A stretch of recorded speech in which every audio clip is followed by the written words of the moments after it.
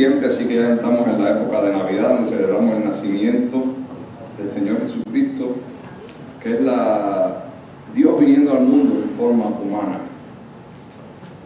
para redimirnos de nuestros pecados. Y vamos a orar para poner la palabra en las manos del Señor. Padre bueno, te adoramos. Gracias porque nos permite llegar desde aquí, a tu casa de adoración, para adorarte y aprender de tu palabra. Permite que esta palabra sea dada por ti y no por mí. En el nombre de Cristo te adoramos. Amén. Y la Navidad es el cumplimiento de una promesa. Cuando alguien le promete algo, ¿qué usted espera? Que esa persona cumpla. Cuando alguien le dice te voy a ayudar, usted espera que esa persona lo ayude. Y usted por lo general se siente tranquilo y confiado en que esa persona lo va a ayudar en algo que usted necesita. Y el ser humano, cuando pecó, fue separado de Dios, porque Dios no admite ni soporta el pecado. Y al ser humano ser separado de Dios queda con el castigo del infierno, es decir, la separación de Dios. El ser humano adquiere la muerte física, que es que el hombre fue creado para ser eterno, la muerte física, la muerte espiritual, que es el hombre lejos de Dios, sin amistad con Dios, y la muerte eterna, que es el hombre en el infierno una vez parta de este mundo, y allí va a ser atormentado eternamente. Pero si van al Génesis, ven la historia cuando Satanás engaña a la mujer, cuando la mujer se deja engañar y cuando su esposo, Adán, se deja llevar por ella, y al final todos tenían culpa, no había nadie inocente, y todos por el pecado fueron destituidos de la gloria de Dios, y así lo dice la Biblia. Por cuanto todos hemos pecado, somos destituidos de la gloria de Dios. Pero allí en el mismo Génesis Dios resuelve este problema. En Génesis 3:15 dice, Dios regaña en Génesis al hombre, regaña a la mujer y regaña a Satanás y le dice las cosas que van a tener que pasar por causa del pecado. Y específicamente a Satanás, la serpiente, Dios le dice, y pondré enemistad entre ti y la mujer, entre tu simiente y la simiente de ella. Es decir, voy a poner enemistad entre los descendientes de Eva y entre los descendientes tuyos. Voy a poner enemistad entre la descendencia de Eva y entre ti. Este te dirá en la cabeza, es decir, el descendiente de Eva. ¿Dónde iba a ir a Satanás? En la cabeza. Si usted le corta o le cacha la cabeza a una serpiente, ¿qué pasa? Automáticamente muere. Y tú le dirás en el calcañar. ¿Por qué en el calcañar? Porque aunque Jesús fue crucificado, la muerte no pudo vencerle, y al tercer día resucitó. Quiere decir que Dios está aquí prometiendo que un descendiente de la mujer iba a destruir a Satanás. Junto con Satanás iba a destruir el poder de pecado y iba a destruir la condena que nosotros merecemos por nuestros pecados. Y esto es una promesa que se está dando en el Génesis, y es una promesa de la que nosotros estamos disfrutando hoy en día, porque ya Cristo vino. Cristo es Dios hecho hombre, Dios humanado. Por eso dice aquí, simiente tuya. Porque Cristo, siendo Dios, vino al mundo en forma de ¿qué? De hombre, en forma de ser humano. Y nació como nacen todos los bebés. No es que Cristo existe desde que nació Jesús. Jesús no es nada más y nada menos el Cristo eterno que creó los cielos y la tierra, el Hijo de Dios, que vino aquí en forma humana para salvarnos a nosotros. Y esto es una promesa que viene desde el principio.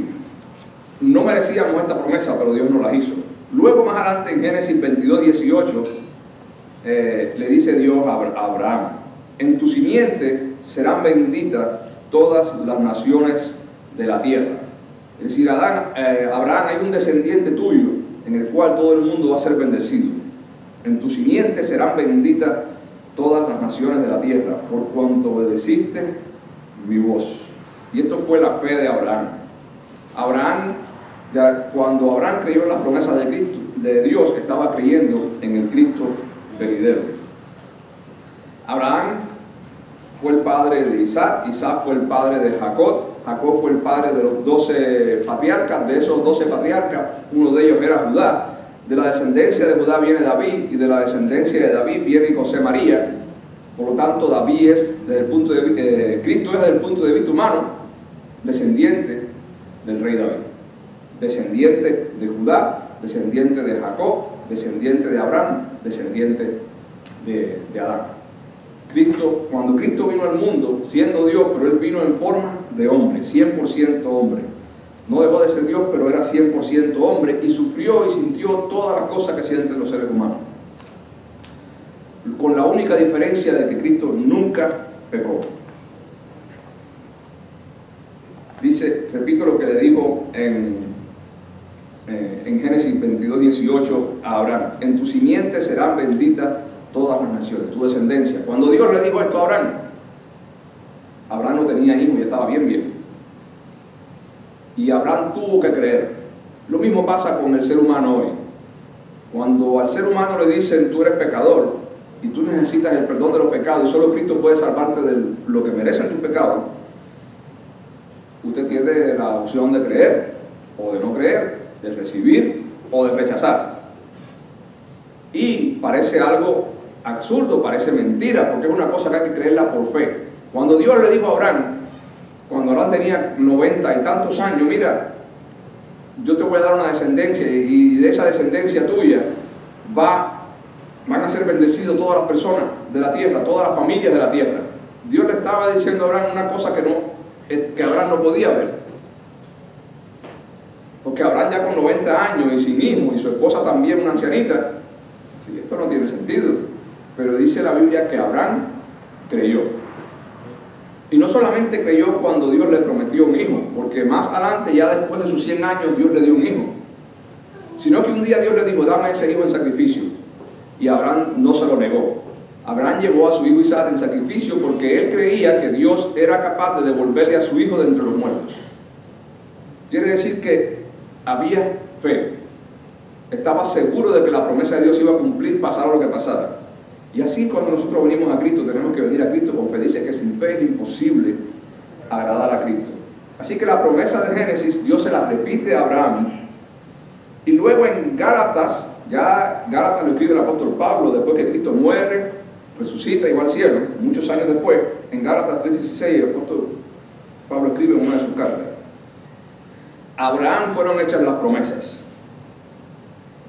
y a su simiente, la cual es Cristo. Esa simiente no se refería a toda la nación de Israel, toda la descendencia, se refería específicamente a la persona de Cristo.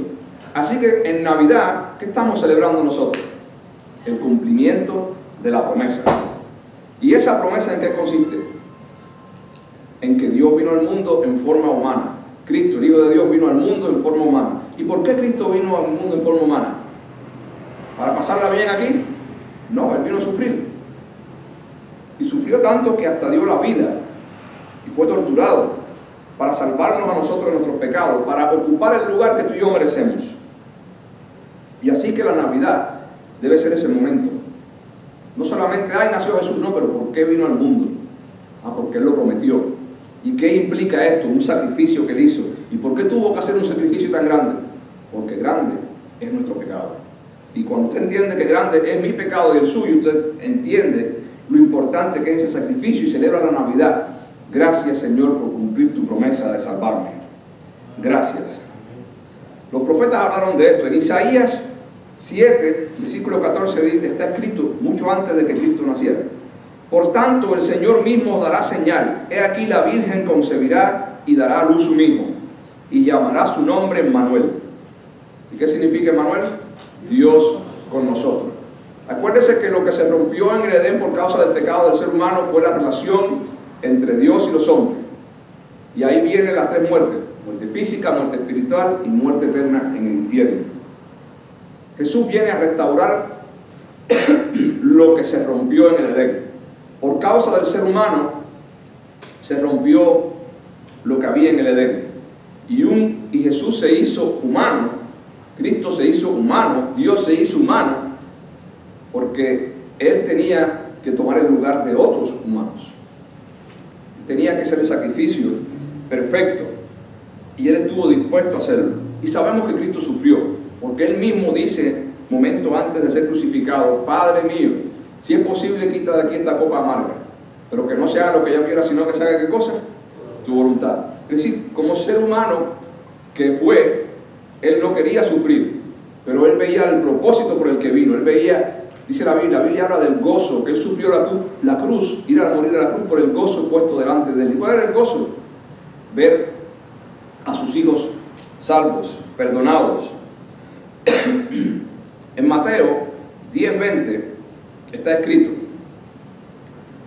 ¿Qué pasa en Mateo 10:20? En Mateo 10:20 José estaba preparándose para casarse con María, estaban comprometidos, y él se entera de que María está embarazada. José no sabía lo que estaba pasando, y él dice, oh bueno, María parece que me traicionó, y por eso está embarazada. Él no sabía lo que estaba pasando, y como él era un hombre bueno y justo, dice la Biblia que José, en vez de delatar a María, porque según la ley judía que Moisés le había dado a los judíos, el deber de José era delatar a María y que fuera apedreada públicamente, muerta apedrada.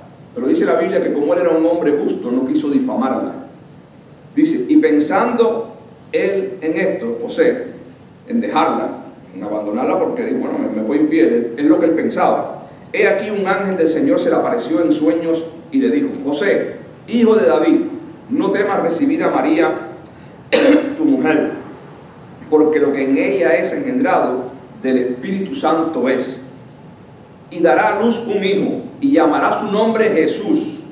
Y aquí viene algo que subrayé, porque él salvará a su pueblo de sus pecados.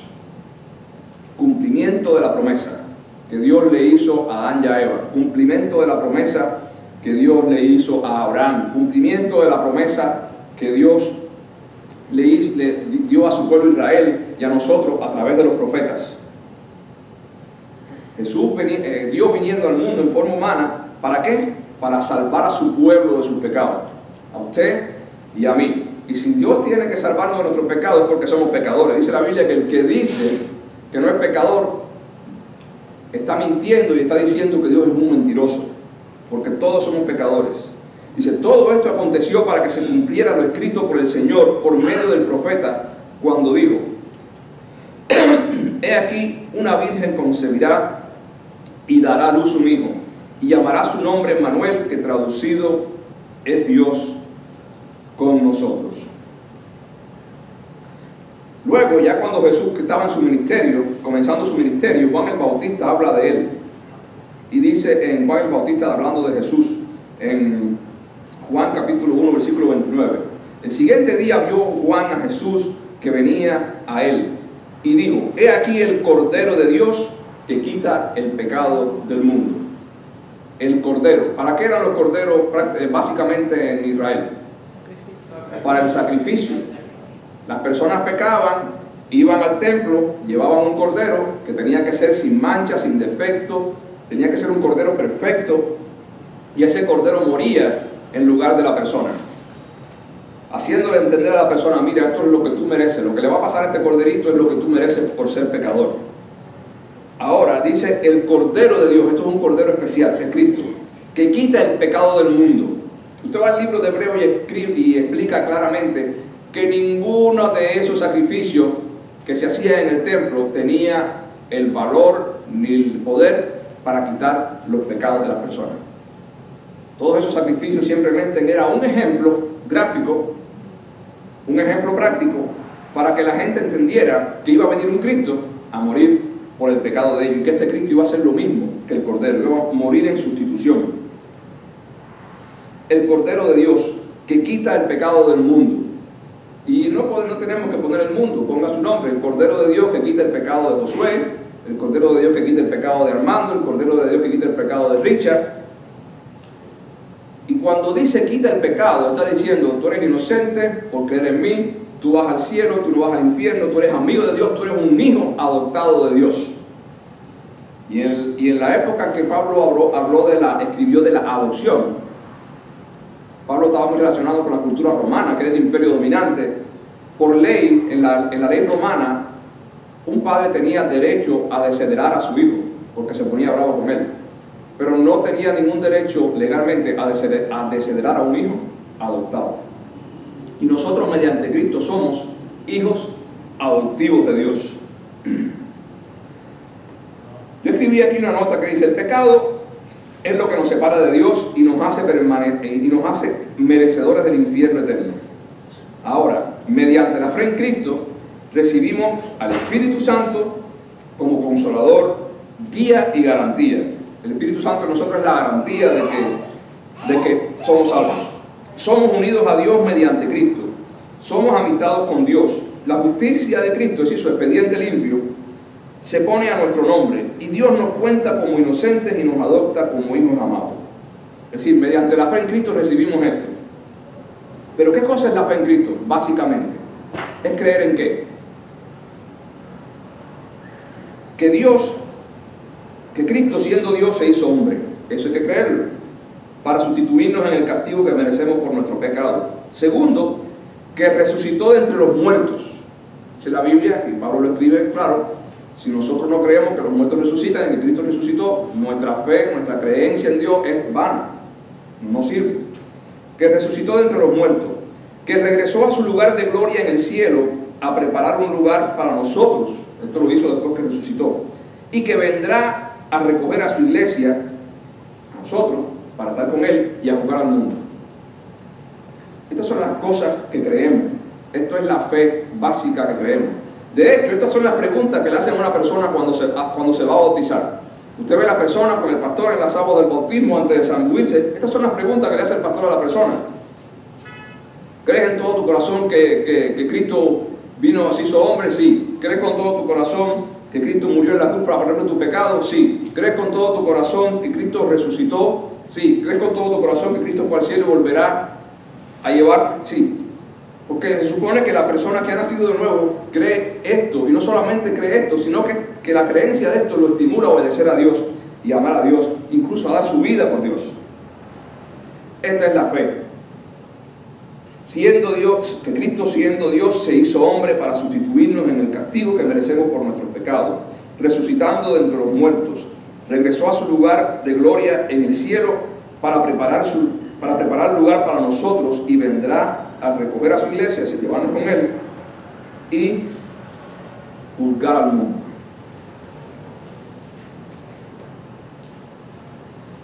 Este es el tipo de fe.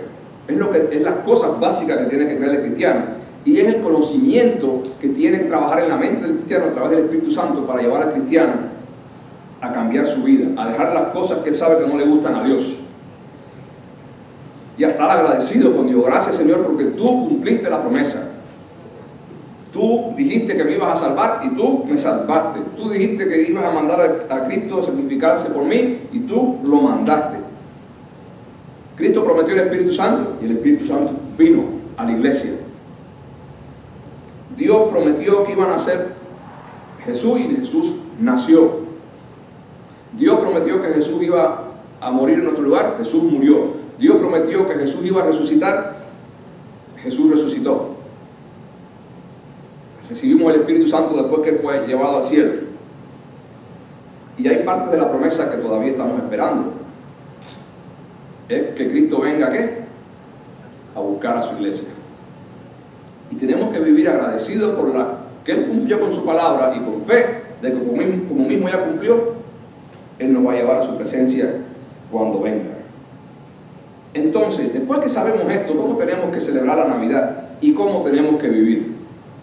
Después que yo sé que Dios ha cumplido la promesa de salvarme, que Cristo se sacrificó para salvarme, ¿qué tengo que hacer? ¿Cómo debo practicar mi agradecimiento a Dios?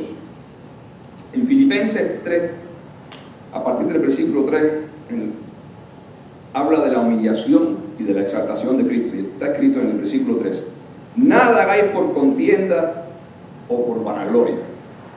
Hay muchos tipos de pecados, muchos errores, mucha maldad, pero aquí simplemente va poniendo un ejemplo: nada hagáis por contienda o por vanagloria. Cualquier cosa que usted hace por vanagloria, por contienda, por competencia, aunque sea buena, automáticamente ¿qué se convierte? En pecado. Antes bien, con humildad, porque Cristo fue humilde, siendo Dios, dejó su trono de gloria para venir a salvarnos a nosotros que no lo merecemos. Más bien con humildad, estimando cada uno a los demás como superiores a él mismo. Si tú estimas a cada persona alrededor tuyo, no importa cuál sea el trasfondo de esa persona o su nivel económico, su nivel cultural, sino cada uno de nosotros estima a todos los demás como superiores a nosotros mismos, ¿cómo vamos a tratar a las personas? Con amor, con respeto, con benevolencia. No vamos a querer irnos por encima de ellos, porque vamos a sentir ese respeto. Cada ser humano está hecho a imagen de Dios, imagen y semejanza de Dios. Y cuando usted es cristiano, esa imagen, cuando usted tiene a Cristo y al Espíritu Santo, esa imagen a semejanza de Dios está aumentando en usted. Nada hagáis por contienda o por vanagloria, antes bien con humildad, estimando cada uno a los demás como superiores a él mismo, no mirando cada uno por lo suyo propio. Miró Jesús por lo suyo, dice la Biblia que él dejó su trono de gloria y vino a este mundo. Hubo momentos en que usted lee el Nuevo Testamento, los evangelios, la historia de Jesús. Hay algún que otro momento en que Jesús dice: generación perversa, ¿hasta cuándo voy a estar con ustedes? Para Jesús no era sencillo, siendo santo, caminar y vivir entre gente tan equivocada y tan mala como nosotros. Para él no era sencillo eso. Era duro, era triste tener que lidiar con gente mala, pero él vino a lidiar con gente mala y lo criticaron por eso. Y él dijo: bueno, es que yo vine a buscar a los enfermos, no a los sanos. Yo vine para perdonar a los que creen realmente que son pecadores. Yo vine a salvar lo que se había, ¿qué cosa? Perdido. Dice: no mirando cada uno por lo suyo propio, sino cada cual también por lo de los otros. Y mire lo que dice el versículo 5. Haya pues en vosotros este mismo sentir que hubo en Cristo Jesús. Nos está mandando a pensar, a actuar y a sentir igual que Cristo. Y esto es un reto. Cristo cumplió con su promesa. Él se humilló para salvarme, sufrió para salvarme. Él vino al mundo para salvarme. ¿Y qué tengo que hacer yo? Lo mismo. Haya pues en vosotros, en mí, en usted, este mismo sentir que hubo en Cristo Jesús, el cual, siendo en forma de Dios, no estimó el ser igual a Dios como cosa que aferrarse. Y mire que nosotros en esta vida nos aferramos a las cosas. Nos aferramos al dinero, nos aferramos al trabajo, nos aferramos a que, ¿cómo van a decir esto de mí? Nos aferramos a nuestro prestigio, nos aferramos a un cargo aquí, nos aferramos a cualquier cosa, nos aferramos a cualquier cosa. Y nos cuesta trabajo dar un dinero, nos cuesta trabajo dar tiempo, nos cuesta trabajo reconocer que nos equivocamos, porque estamos aferrados a aquel que dirán de mí, o esto me costó mucho trabajo adquirirlo, o esto yo me sacrifiqué mucho por esto, o yo no merezco esto. Estamos aferrados a nuestra mentalidad que nos han enseñado nuestros padres, o aferrados a la comodidad. Haya pues en vosotros este mismo sentir que hubo en Cristo Jesús, el cual, siendo en forma de Dios, no estimó el ser igual a Dios como cosa que aferrarse, sino que se despojó a sí mismo. Un despojo. Despojarse significa coger todo lo que tú tienes, ¿qué cosa? Y deshacerte de eso. Coger todo. A veces tenemos que despojarnos de algo que nos entretiene, a veces tenemos que despojarnos del pecado. Bueno, del pecado tenemos que despojarnos siempre. A veces tenemos que despojarnos del trabajo, a veces tenemos que despojarnos de nuestra comodidad, a veces tenemos que despojarnos del dinero, a veces tenemos que dejar ir cosas y mostrar así que para nosotros Dios es más importante que cualquier otra cosa. Sino que se despojó a sí mismo tomando forma de siervo. Es decir, no es que se despojó ya, es que Él vino al mundo no para ser alguien grande, sino humilde. Tomando forma de siervo, hecho semejante a los hombres, y estando en condición de hombre, se humilló a sí mismo, haciéndose obediente. Jesús obedeció a Dios y obedeció toda la ley que Moisés dejó, haciéndose obediente hasta la muerte y muerte de cruz. Porque la muerte de cruz no es un tiro en la cabeza y te moriste. La muerte de cruz era una muerte lenta y de tortura. Por lo cual, después que Jesús hizo todo esto, Dios también lo exaltó hasta lo sumo y le dio un nombre que es sobre todo nombre, para que en el nombre de Jesús se doble toda rodilla de los que están en los cielos y de los que están debajo de la tierra, y toda lengua confiese que Jesucristo es el Señor, para la gloria de Dios. Así que en esta Navidad tenemos que pensar, estamos celebrando el nacimiento de Jesús. Que el nacimiento de Jesús no se habla mucho. El centro de la Navidad básicamente es Santa Claus. Que el pobre no fue una mala persona, pero no es culpa de él, es culpa nuestra, de los seres humanos que lo han canonizado, lo han hecho un ídolo, lo han hecho el centro. Igual que Pedro y Judas y todo lo demás, que los han convertido en santos en el sentido ese de que es la persona que hay que pedirle y es la persona que hay que enfocarse. No. El centro de la Navidad es el cumplimiento de la promesa de Dios de venir al mundo en forma de hombre a sacrificarse por gente que no lo merece, pero lo hizo por amor. El centro de la Navidad es Cristo que se despojó. Es la promesa cumplida. Y en la promesa cumplida nosotros podemos descansar. Cristo ha cumplido todas sus promesas y podemos descansar que la que queda por cumplir, que es venir a buscarnos, aunque no ha sucedido, dice que en Jesús todas las promesas son sí, son amén. Y el cristiano tiene que vivir primero con gozo, sabiendo que Jesús cumplió su promesa de salvación, obedeciendo. Así mostramos nuestra gratitud y nuestra fe, obedeciendo a Dios, dejando el pecado, despojándonos de todo lo que nos impida servir a Dios, darle tiempo a Dios, buscando ser más parecidos a Cristo. Y con gozo, esperando la última promesa, que es que venga a buscar a su pueblo, la eternidad con Él en el cielo. Jesús se lo dijo a sus discípulos: en la casa de mi Padre muchas moradas hay, muchas casas.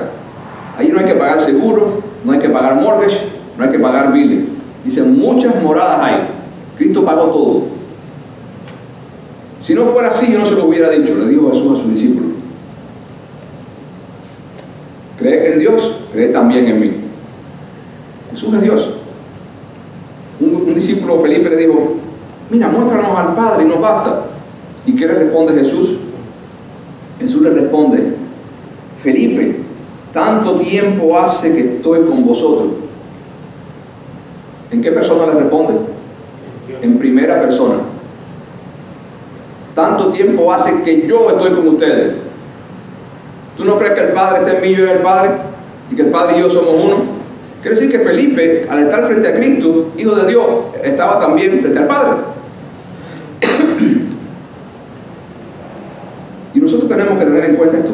Dios vino a este mundo a caminar con nosotros, que no lo merecemos. Él cumplió su promesa. Y Él cumplió por Él y cumplió por nosotros, porque Él sabe que nosotros no podemos cumplir. Y se lo demostró al pueblo de Israel. Dios, a través de Moisés, le dio una serie de leyes morales al pueblo de Israel. ¿Cuántas cumplieron? Ninguna. Ninguna cumplieron. Les demostró: ustedes no pueden ser buenas personas a no ser que yo esté con ustedes y que yo trabaje en ustedes. Y ustedes no pueden, por su propia fuerza, inteligencia, capacidad o astucia, ganarse el favor mío. Solamente Jesucristo, y Él puede hacerlo, y todo el que ponga la fe en Él, yo lo voy a perdonar. Y Dios lo dijo bien claro cuando Jesús fue bautizado: este es mi Hijo, y en Él estoy complacido. ¿Quién es la única persona que complace a Dios? Cristo. Ninguno de nosotros tiene la capacidad de complacer a Dios. Por lo tanto, debemos aferrarnos a Cristo, recibir este regalo de la fe en Cristo, disfrutar del cumplimiento de la promesa, celebrarlo y obedecer a Dios, esperando el cumplimiento de su última promesa, que es que Él venga a recoger a su iglesia, a cada uno de nosotros, para estar con Cristo siempre. Oremos. Padre bueno, gracias por tu palabra.